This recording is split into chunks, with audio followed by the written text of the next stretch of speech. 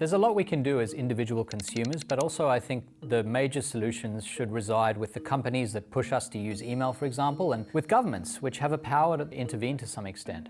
Different countries are much more tuned into this than others. Western Europe seems to be especially attuned to these issues. So in Germany, for example, the car company Daimler has a wonderful email vacation policy. If you work at Daimler and you're on vacation, there's an automatic vacation notification message. If I email you while you're on vacation, I get a response saying, "Thank you for your email. This person is on vacation. Your email has been deleted." Instead of the email being delivered to this person, we were happy to deliver it to this other person who will take over instead, or you can wait until this original person comes back from vacation and resend it. Now, that sounds extreme, and it sounds from the business perspective like it's a bad business decision, but it turns out to be very wise, because if you have employees who are going on vacation, you want them to come back recharged. Most employees who have to keep checking email while they're away don't feel recharged when they come back. But if you speak to people who work at Daimler, however their email inbox looks the day they go on vacation, it looks identical the day they return, and they therefore are given an enforced vacation. And so when they come back to work, they do feel recharged, re-energized, and they're ready to work again at maximum productivity, which is not true of people who go on vacation and feel tethered to work. There are great benefits here, I think, if you exert these kind of top-down influences within a company,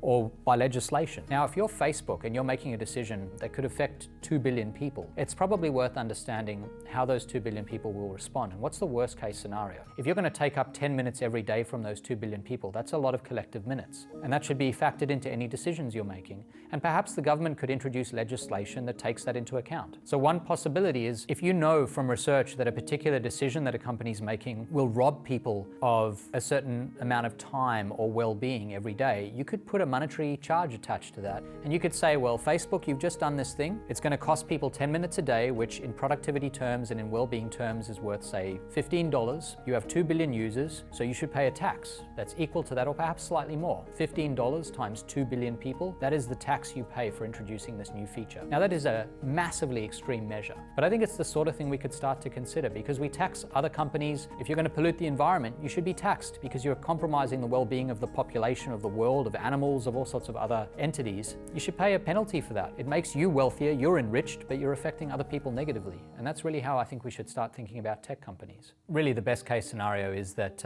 companies themselves that produce the content that we engage with change how they behave. They start to be more mindful of their consumers. They start to care about our well-being. I don't think that's going to happen naturally. I think they need to be pressured into it, either by top-down influences like government, or bottom-up influences like consumers who band together to say you need to behave differently towards us. We're starting to see that happening. Facebook, for example, has had to at least appear to be more mindful about privacy issues because consumers are starting to demand that. And you know, that's really how a lot of industries evolved. If you think about primary resource production, a lot of those companies were dumping pollutants into the air and the waterways with impunity for many years, until the government, led in part by consumers who became more conscious of environmental issues, said that's not okay, you need to pay a tax, you need to pay a penalty, and we're going to outright outlaw some of your practices. I think that sort of thing is going to start to happen more and more in the tech industry. It may not be there yet, but I think it's around the corner. And I think if that happens as it should over time, perhaps there will be enough regulation, maybe internal regulation within these companies, that we'll all be able to get the best of these products without a lot of the worst of them. That's my hope for where we go from here.